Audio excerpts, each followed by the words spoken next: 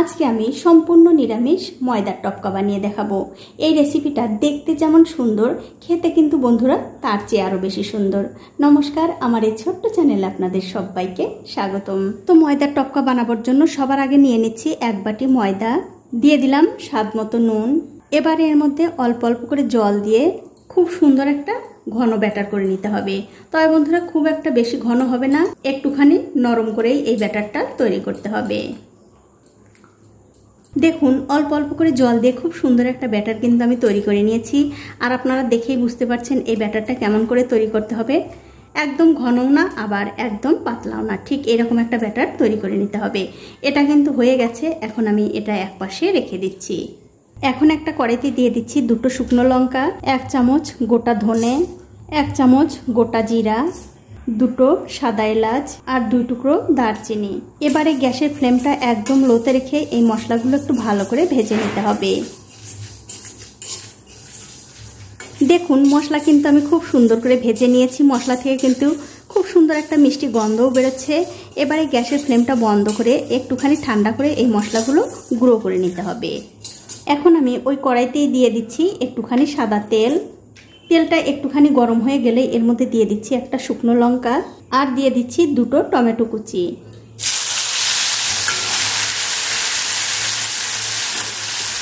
টমেটোগুলো যাতে খুব তাড়াতাড়ি নরম হয়ে যায় তার জন্য দিয়ে দিচ্ছি স্বাদ অনুযায়ী নুন। এবারে নুন আর টমেটোটা খুব ভালো করে একটু কষিয়ে নিতে হবে। যতক্ষণ না এই টমেটোটা গলে যাচ্ছে ততক্ষণ কিন্তু রান্না করতে হবে। দেখুন টমেটোগুলো কিন্তু খুব ভালোভাবে গলে গেছে। এখন আমি এর মধ্যে দিয়ে দিচ্ছি সামান্য একটু কাসুরি মেথি, 1/2 চামচ আদা বাটা, যে মশলাটা আমি ভেজে রাখলাম সেই মশলাটা বেটে আমি 1 চামচ দিয়ে দিচ্ছি। সাথে দিয়ে দিলাম সামান্য একটু হলুদের গুঁড়ো, 1/2 চামচ কাশ্মীরি লঙ্কার গুঁড়ো, এতে করে কালারটা খুব সুন্দর হবে।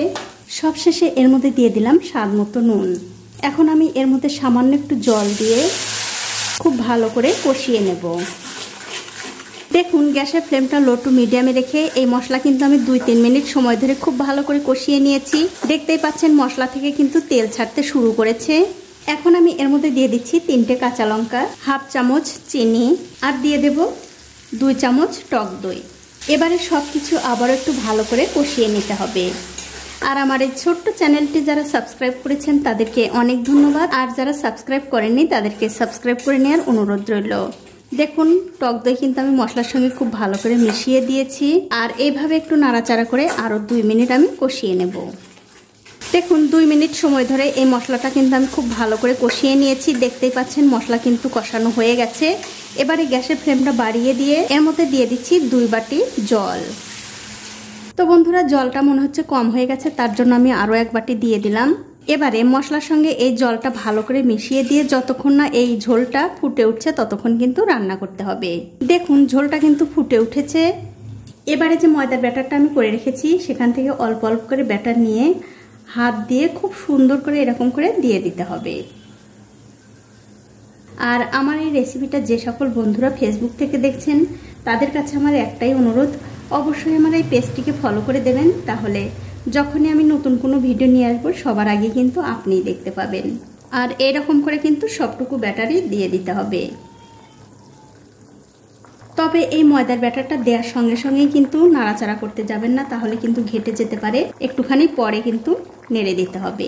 কিছুক্ষণ পর যখন দেখবেন ময়দাগুলো মোটামুটি সেদ্ধ হয়ে গেছে তখনই খুবই হালকা হাতে কিন্তু একটু নাড়াচাড়া করে দেবেন, তাছাড়া কিন্তু নিচে লেগে যেতে পারে।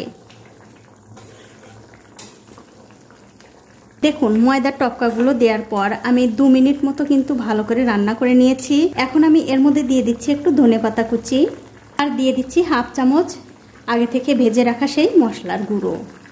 তারপর আবারও খুব হালকা হাতে একটু নাড়াচাড়া করে দিতে হবে। দেখুন মশলার ধনেপাতা দিয়ে এই টপকাগুলো কিন্তু আমি আবারও একটু ভালো করে নাড়াচাড়া করে দিলাম।